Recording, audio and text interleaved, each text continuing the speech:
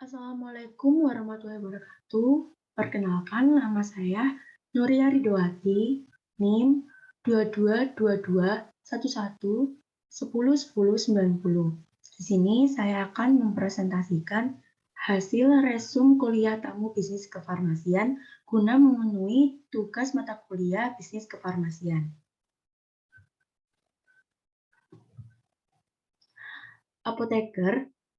Apoteker merupakan sarjana farmasi yang telah lulus sebagai apoteker dan telah mengucapkan sumpah apoteker.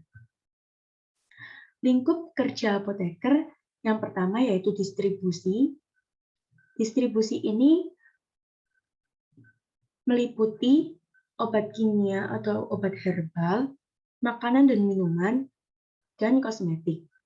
Yang kedua adalah distribusi. Distribusi ini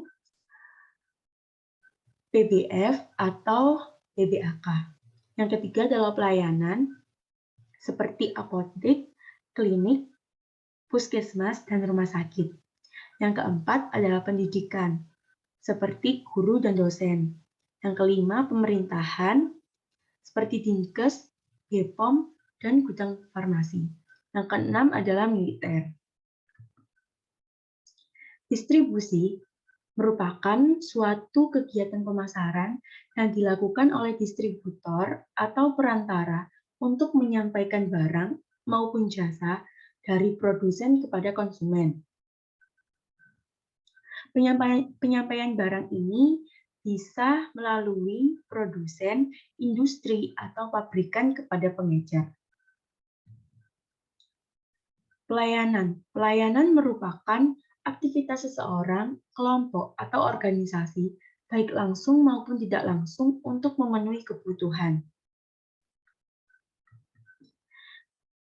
Berikut persiapan saat membuka apotek, yaitu kita harus menentukan lokasi, yang kedua permodalan, yang ketiga sarana dan prasarana, yang keempat analisis SWOT, dan yang kelima studi kelayakan. Lokasi, yaitu dengan menentukan lokasi, kita dapat mencari lokasi yang hidup. Dahulu, untuk mencari lokasi yang hidup, kita dapat melihat ada tidaknya kantor pegadaian atau ada tidaknya Indomaret dan Alfamart sebagai penentu bahwa lokasi tersebut hidup. Untuk sekarang, kita dapat mencari lokasi hidup melalui Google Maps. Yang kedua adalah data pendukung, seperti kepadatan penduduk, tingkat sosial dan ekonomi, jumlah pesaing, dan aksesibilitas. Permodalan ini kita bisa dari modal sendiri atau dari modal bekerja sama. Contohnya yaitu dengan mendatangi apotek sekitar, lalu kita menempil.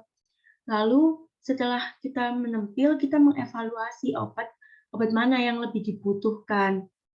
Setelah kita mendapatkan hasil dari evaluasi kita dapat membeli ke supplier, karena supplier tidak melayani pembelian eceran.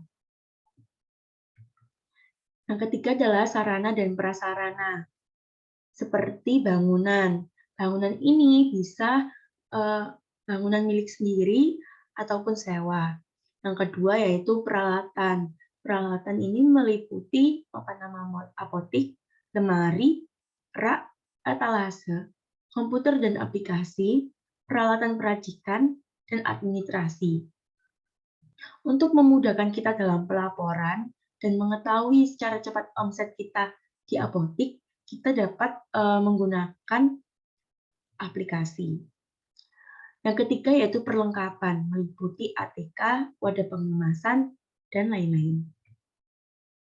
Yang keempat adalah analisis SWOT. Analisis SWOT ini merupakan metode analisis perencanaan strategis yang digunakan untuk memonitor dan mengevaluasi lingkungan perusahaan, baik lingkungan internal atau yang kita sebut SW, dan eksternal yang kita sebut OT, untuk suatu tujuan bisnis tertentu.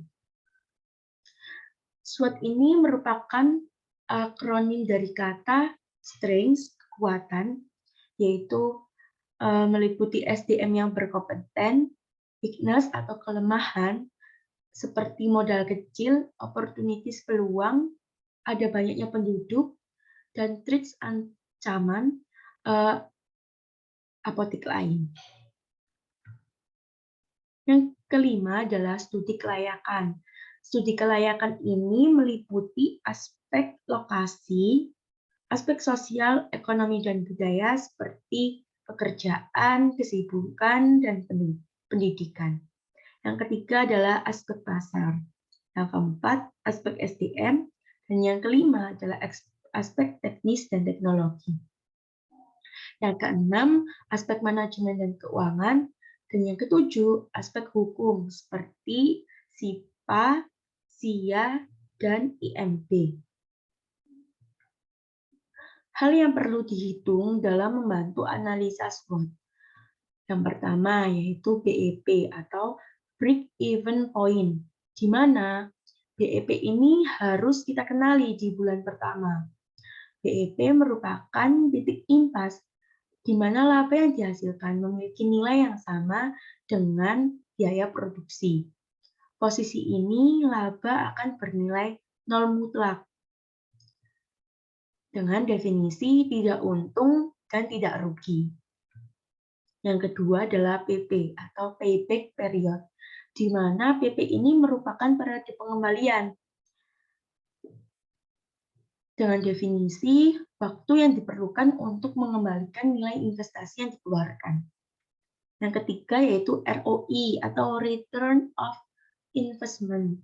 ROI ini merupakan perbandingan laba bersih dengan menghitung keuntungan dikurangi biaya dan pajak dengan total investasi atau modal yang kita keluarkan.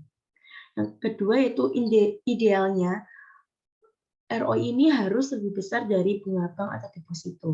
Dan ROI ini harus lebih besar dari modal kita. Kapan suatu usaha dinyatakan layak untuk didirikan? Yang pertama yaitu profitable. Profitable ini memberikan hasil laba bersih selalu ada dan biaya lebih kecil dari hasil. Yang kedua yaitu pemanfaatan teknologi. Dengan memakai aplikasi, maka pasien tidak perlu antri di apotik dan menjadikan pelayanan oke dan keuntungan juga oke. Yang kedua yaitu nilai tambah. Nilai tambah ini merupakan suatu yang berbeda dari apotik yang lain. Untuk membedakan dari apotik yang lain, kita dapat memberikan perbedaan dari harga, kelengkapan, bonus, keanggotaan, dan pelayanan. Untuk memberikan pelayanan terbaik, kita harus menyampaikan kelebihan produk yang ada tanpa menjelekkan produk yang lain, termasuk pengelolaan pelanggan atau customer relationship management. Yang ketiga yaitu faktor kali. Faktor kali ini membantu informasi nilai tambah kita dengan memperkuat relasi dengan keluarga, teman, karyawan, dan pelanggan.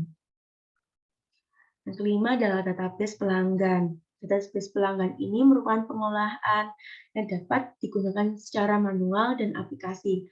Tapi untuk memudahkan kita dalam pengelolaan, kita dapat menggunakan database pelanggan ini secara aplikasi. Gimana sih tips membuka apotik di daerah yang sepi? Yang pertama adalah lakukan analisa kebutuhan obat penduduk. Yang kedua, membuka apotik sampai pukul 9 malam. Yang ketiga, membuat personal branding karena belum ada pesaing akan lebih mudah mendapat hati masyarakat. Yang keempat, bekerja sama dengan orang lain untuk mempromosikan apotik. Yang kelima, apabila bangunan apotik kontrak bisa melakukan kerjasama dengan PSA untuk mengurangi beban biaya kontrakan yang harus dibayar di awal untuk tiap tahunnya. Sebagai contoh, pembagian profit tiap bulan. Setelah itu, beberapa tahun bisa membuat bangunan sendiri. Yang keenam yaitu awal buka apotik memiliki pegawai bisa 2 sampai 3 orang. Terima kasih, cukup sekian presentasi dari saya. Kurang lebihnya saya mohon maaf. Assalamualaikum warahmatullahi wabarakatuh.